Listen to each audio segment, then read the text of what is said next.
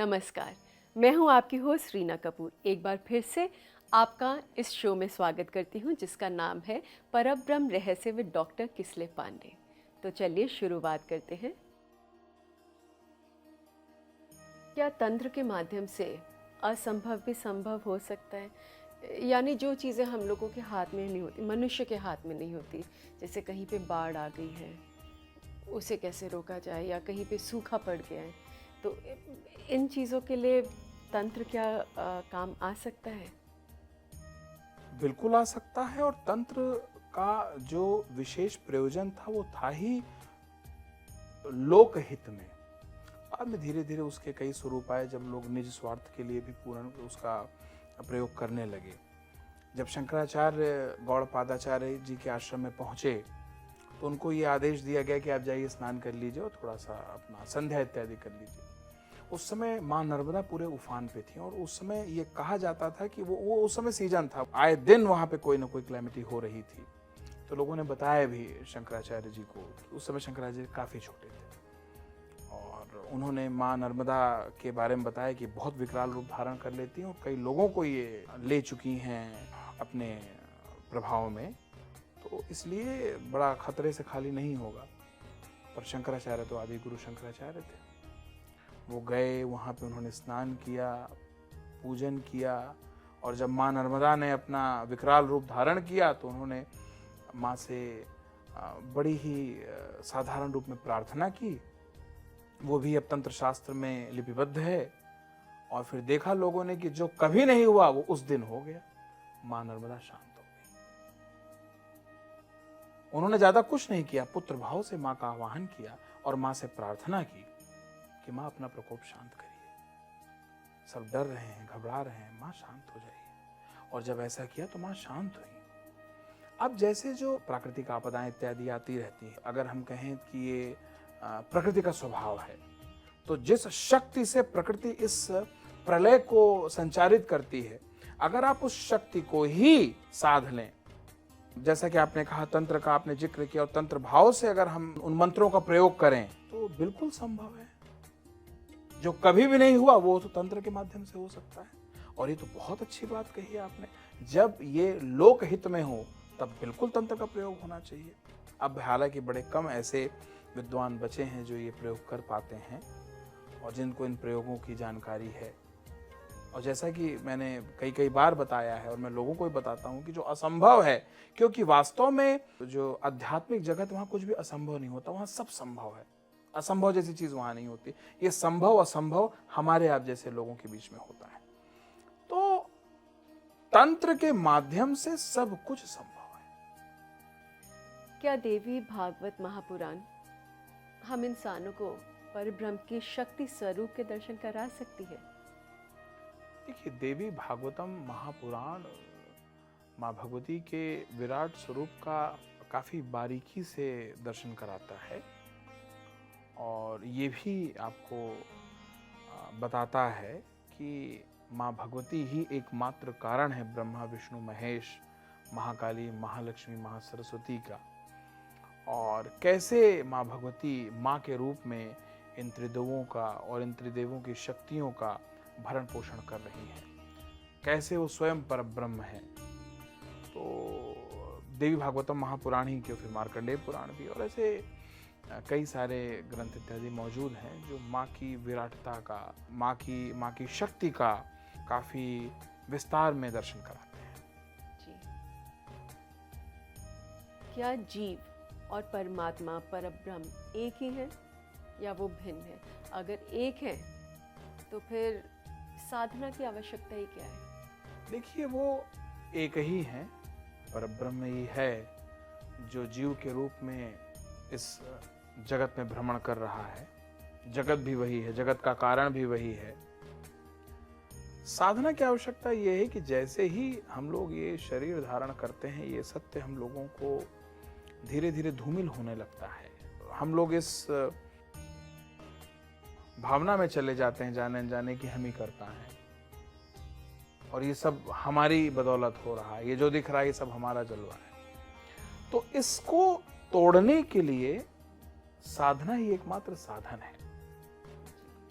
कि जब हम ये रियलाइज कर पाते हैं कि नहीं नहीं, हम तो कुछ भी नहीं, न ये शरीर भी नहीं, ये शरीर का आभास भी नहीं, कुछ भी नहीं, हमारी स्थिति तो तृणमात्र की भी नहीं है। तो यहां तक पहुंचने के लिए योग साधना का सहारा लेना पड़ता है। जी। तो जैसे आपने कहा कि जीव, परब्रह्म, ये जगत, ये सब एक ही है, उनके भिन्न भिन्न रूप हैं, उनकी माया है। तो ये चीज़ हम क्यों भूल जाते हैं? मतलब जब हम जन्म लेते हैं, क्या तब हमें ये चीज़ याद थी और धीरे धीरे इंद्रियों के वश में आते आते हम भूलने लग जाते हैं, या क्या कारण है कि ये चीज़ हम भूल जाते हैं?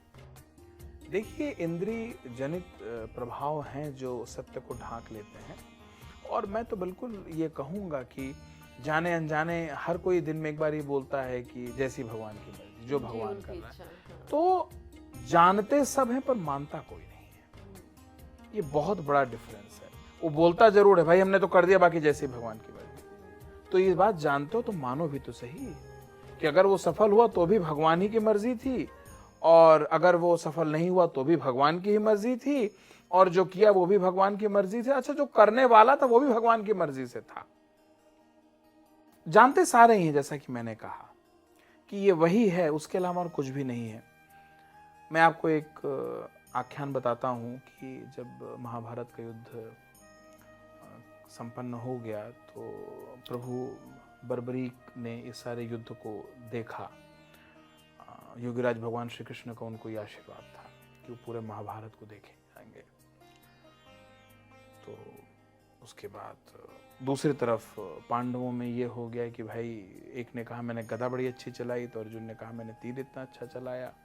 सब गए भगवान कृष्ण के पास पूछने की प्रभु बताइए ज्यादा अच्छा अर्जुन का पराक्रम था या नकुल, सहदेव या फिर भीम की गदा? तो भगवान श्री कृष्ण ने कहा कि भाई मैं तो खुद ही आपके साथ व्यस्त था, मैं क्या बताऊं। तो फिर ये हुआ कि पता कैसे चले। तो ये सारे लोग मिलके गए बर्बरीक के पास, उनसे पूछा कि देवता आपने तो सब देखा ही हुआ है, आप बताएंगे कि ज्यादा अच्छा युद्ध किसने किया? हम लोग निर्धारित नहीं कर पा रहे हैं। अर्जुन को लग रहा है कि वो उनकी धनुष विद्या ने युद्ध जिताया, तो भीम जी को लग रहा है कि उनका गदा का पराक्रम था, तो किसी को कुछ तो किसी को कुछ। आप बताइए, सच का निर्धारण तो आप कर दीजिए। तो बर्बरीक जी ने ये बताया कि जो मैंने देखा वो ये है कि इस युद्ध भूमि में कृष्ण ही कृष्ण को मार रहे थे, कृष्ण ही कृष्ण से लड़ रहे थे, कृष्ण ही कृष्ण को हरा रहे थे, कृष्ण ही कृष्ण से जीत रहे थे।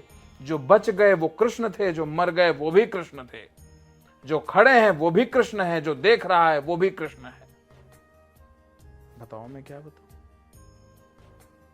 पांडवों को उनका उत्तर मिल गया था। आई एम श्योर कि आपको भी मिल गया होगा। तो मेरा सवाल फिर वही आ जाता है कि तो ये जब हम जानते कि हम ही कृष्ण हैं, तो ये मानने से जो हमारी इंद्रियां हमें रोकती हैं, जो खेल खेलती हैं, वो क्या है? वो क्या भगवान की लीला है या क्यों है ये सब? जब मैं समझ रहा हूं। नमक नमकीन क्यों है? चीनी मीठी क्यों है? धूप गर्म क्यों? ये उनका स्वभाव है। हर चीज का अपना स्वभाव है। ये माया का स्वभाव है। यहां ये नहीं होता है कि ये ऐसा क्यों है, वो वैसा क्यों है। ये स्वभाव है। ये ना गलत है ना सही है, ये ऐसा ही है। यहां पे तर्क की कोई आवश्यकता नहीं है। अब नमक नमकीन क्यों होता है, अब इसका तो मतलब है नमकीन है ये। शायद आपको जरूरत थी इसलिए वो नमकीन है, शायद आपको मीठे की जरूरत थी इसलिए वो मीठा है, शायद आपको ऊर्जा की जरूरत थी इसलिए सूर्य ऊर्जा प्रदान करता है, वो गर्म है। ठीक वैसे ही ये इंद्रियों का नेचर होता है, ये उनका स्वभाव है। और इंद्रियों को सीधे मस्तिष्क कंट्रोल करता है, मन उनके ऊपर सवारी करता है, तो ये उनका स्वभाव है। जैसा कि मैंने पहले बताया था, अनादिकाल से मस्तिष्क ही है जो माया का सबसे ज्यादा ईमानदार सेवक है।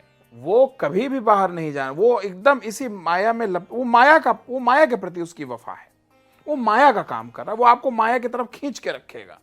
आप कितना भी राम राम राम राम जपते हैं, फिर बाद में आपको याद आता है कि नहीं नहीं वो फलाना काम तो रह ही गया, फिर आप भूल गए कि हमारा सारा काम तो राम जी कर दे रहे थे। मन भटकाता है, वो आपको दोबारा ले जाता है। फिर अचानक कुछ झटका लगता है, क्योंकि चेतना भी जागृत है। चेतना बताती है कि आपका काम यहाँ नहीं, आपका काम वो राम जी के दरबार में होगा। इसलिए आप अगर खास तौर पे देखें तो जो हमारे ऋषि मुनि रहे हैं, उन्होंने देव चित्रों के माध्यम से भी हमेशा देवताओं को ध्यान मग्न दिखाया है कि वो सब ध्यान मुद्रा में रहे हैं। चाहे भोलेनाथ हो, चाहे भगवान विष्णु हो, या कोई भी हो, सब ध्यान मुद्रा में रहे हैं। तो जो आपका ये प्रश्न था इंद्रियों के भटकाव को लेके, तो जैसे ही आप ध्यान में जाते हैं, इंद्रियां भी सारी की सारी सुषुप्त हो जाती हैं। मस्तिष्क भी थोड़ा सा तो धमाचौकड़ी करेगा, पर एक समय बाद वो भी शांत हो जाएगा। फिर जागृत होती है चेतना, उसका जलवा फिर देखिए। बहुत सुंदर। जिस तरह से कृष्ण जी ने अर्जुन जी का मार्गदर्शन किया था, उसी तरह आपने हम सब का मार्गदर्शन किया, उसके हम बहुत आभारी हैं। बहुत बहुत धन्यवाद। प्रेम से बोलिए जय माता। जय माता की।